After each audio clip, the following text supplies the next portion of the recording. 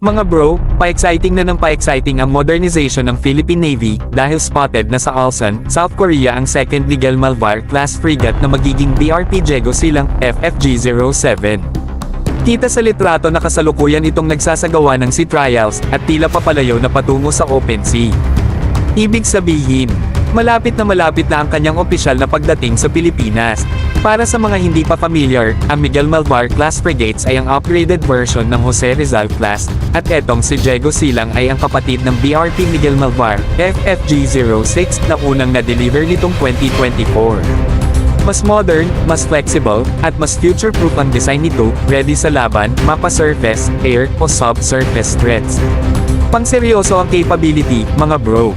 Ayon sa mga report, inaasahang madi-deliver ang BRP Diego Silang bago matapos ang taon, at kagad itong ay break-in para sa commissioning sa Philippine Navy. Isang malaking dagdag ito sa ating naval presence, lalo na sa mga critical maritime zone sa West Philippine Sea. Isa na naman itong letrang malaki sa salitang deterrence.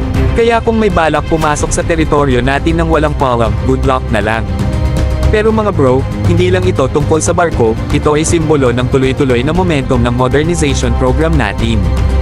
Ibang level na talaga, dati second-hand lang, ngayon customized brand new warships na ang inaabot ng budget natin.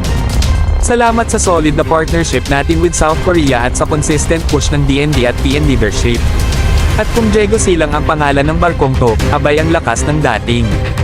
Malinaw ang mensahe nito, Pilipino tayo, at handa tayong ipaglaban ang ating dagat.